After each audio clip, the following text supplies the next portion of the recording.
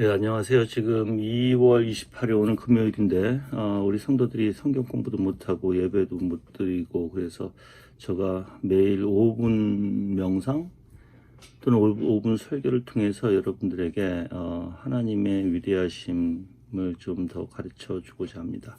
그래서 칼빈의 기독교 강요를 통해서 오늘 첫 번째 시간 말씀을 드리고자 하는데, 즉 불의에 대한 하나님의 진노라는 제목이에요. 그런데 그리스도 안에서의 화해보다 앞선 그분의 사랑이라는 제목입니다.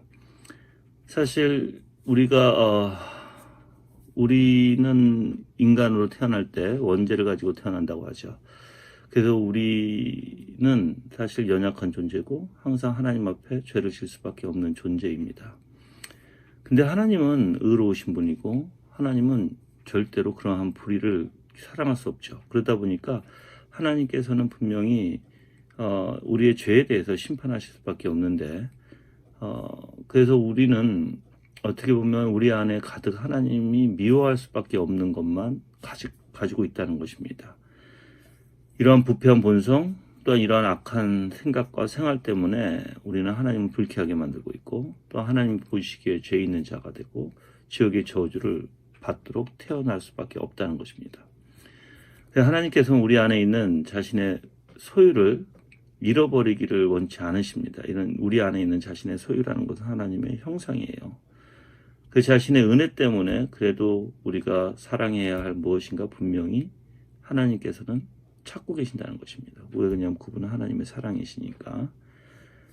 우리가 아무리 허물로 죄인이 되어 있을지라도 하나님께서는 우리를 통해서 그 사랑을 베풀어 주시고자 하시는 하나님이시고, 그것을 우리에게 보여주시고자 하시는 하나님이시라는 거예요.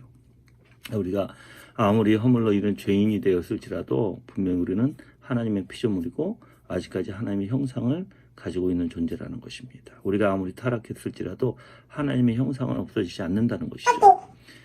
또한 우리가 아무리 죽음을 자초했을지라도 하나님은 우리가 생명에 이르도록 창조하셨다는 것입니다. 그래서 우리에게 순전하고 거저주시는 사랑에 이끌려서 우리를 은혜 가운데 영접해 주시는 그 하나님, 그 하나님 우리가 올바로 알아야 되는데, 그러나 이제 의와 불의에는 영구하고 화해할 수 없는 모순이 있기 때문에 우리가 죄인인 이상 하나님께서 우리를 완전히 받아들일 수 없다라고 얘기합니다. 칼빈은.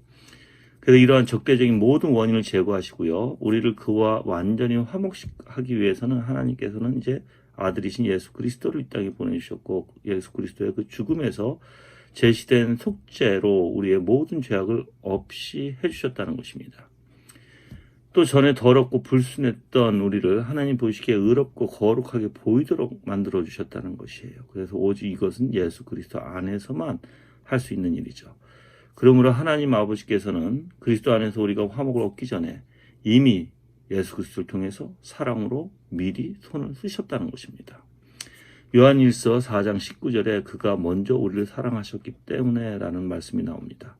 그 후에 우리를 자신과 화목하게 하신 하나님, 그래서 그리스도께서 죽음으로 우리를 구원해 주시기까지는 하나님의 진노를 받아야 할 불의 가운데 남아있는 자들이었죠. 그래서 하나님 앞에 저주와 정죄를 받을 수밖에 없는 존재들이었습니다.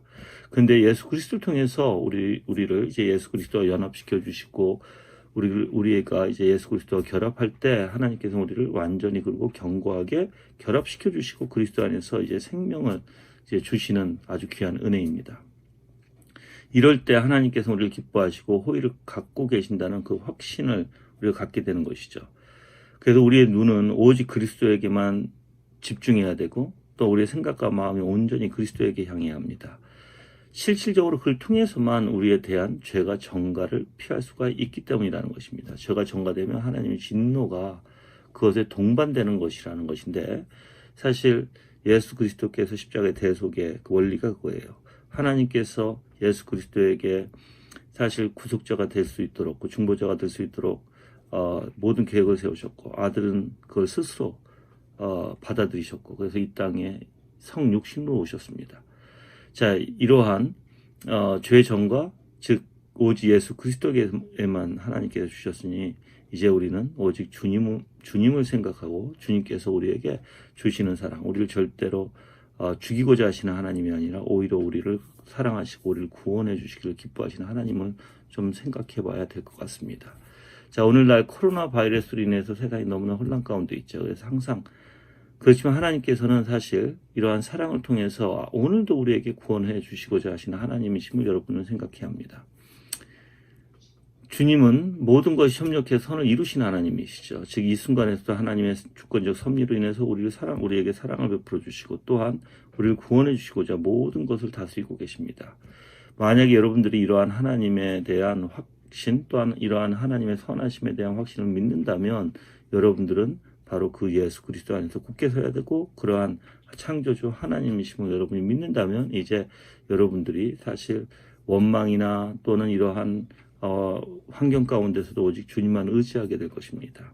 그래서 저는 여러분들이 하나님의 언약에 대해서 공부를 더 많이 했으면 좋겠고요. 또한 주님께서는 사실 이 언약을 통해서 이 성경의 전체가 언약인데 그 하나님 어떤 분이시는 것을 우리에게 계속 얘기해 주고 계세요. 그래서 그 언약을 여러분이 찾으려면 또 공부하려면 말씀을 통해서 그 하나님 어떤 분이신지를 알 때 언약이 무엇인지를 깨닫게 될 거예요.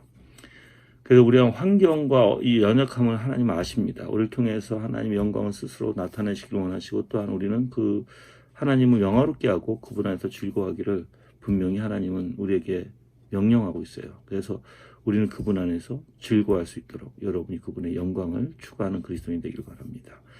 기도하겠습니다. 주님 감사합니다. 하나님 우리 성도들을 지켜주시고 항상 은혜 가운데 예수 그리스도로만 살 수 있도록 인도하여 주시옵소서. 우리를 죽이고자 하시는 하나님이 아니라 우리에게 생명을 주시고자 하시는 하나님 그 사랑을 베풀어 주시고자 이미 예수 그리스도를 이 땅에 먼저 하나님의 계획 가운데 보내주심에 대한 생각에 하나님을 더욱더 믿고 의지하는 성도들이 되게 하여 주시옵소서. 어려운 가운데서도 우리의 믿음을 잃지 않게 붙들어 주시옵소서. 예수 그리스도 이름으로 기도합니다. 아멘.